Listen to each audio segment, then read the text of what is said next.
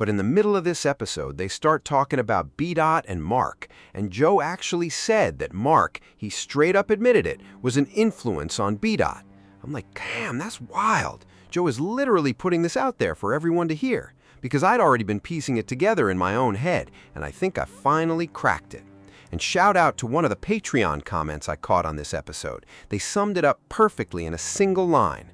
Mark is frustrated because B-Dot is just taking everything he busted his ass for. Let me break it down. When Mark first showed up, he didn't even have a relationship or any real connection with Joe. He was just a guest. Joe recognized what he was capable of. He knew Mark had just been released from the major networks, and he saw exactly how that could blow up his network. And guess what? That's exactly what happened. Mark got it in his head that he'd never made money like this on his own. He didn't realize independent creators could actually pay other creators like this. He's totally captivated by what this corner of the media has brought him. So the entire time he's thinking in his head, building prestige with the JBP, JBN, Ian, and Joe. All the other cast members see me as superior because they don't want to battle me head to head. They can't match my wit. And in Mark's mind, this cemented him as the ringleader of the cast, which isn't a bad thing. I'm not mad that he feels that way. But when B-Dot comes in, it completely undermines everything Mark worked so hard for. I had to buy his courtside seats in Philly, always Philly for some reason, or the 76ers game. I had to kiss Joe's ass, follow all his directives for the show, and even create a new show that spun off from just BTS content because Ian and I had insane chemistry. I've done it all. I've poured everything into JBN. I've given my absolute all. So for B-Dot to stroll in, making appearances and showing up on Joe's call, it's a whole different ballgame.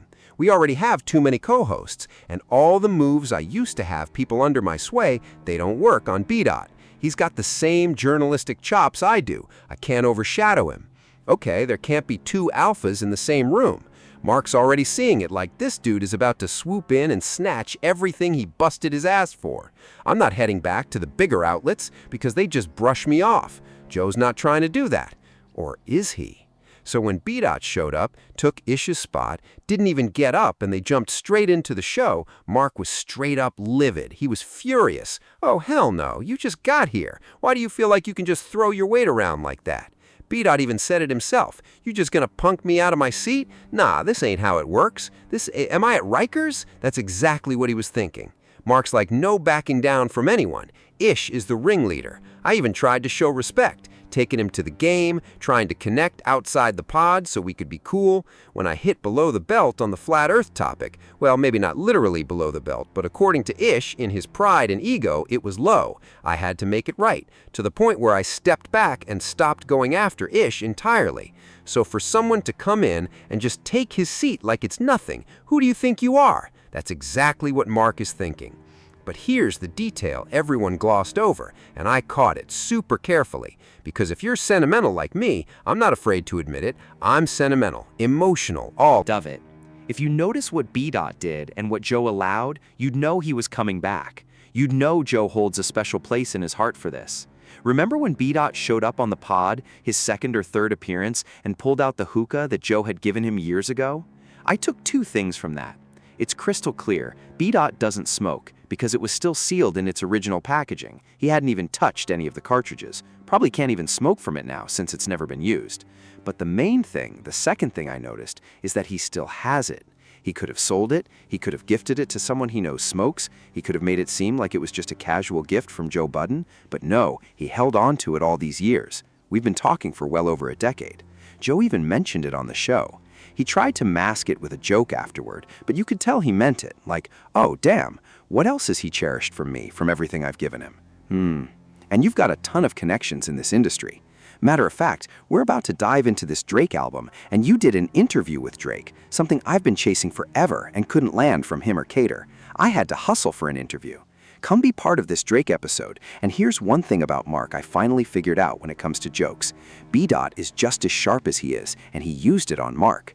It feels good to be here, let's be clear. Mark remembers that joke. He remembers the emphasis he put on be here when talking about B-Dot not being on the show. But what did Mark do in return? Uh-oh, you were saying that to me? Oh, I see what you did there. Even when he doesn't have a clever comeback, he's still trying to make you feel beneath him. Oh, nice job. He's giving a verbal pat on the back. It's huge that B. appeared on the highest rated, most impactful, most engaged episode of the year.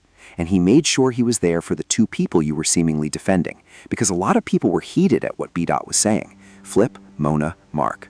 The two people you were trying to protect, who had the most to say, weren't there. Flip and Mo weren't present. And this episode was behind the paywall. I get it, dog. I get it.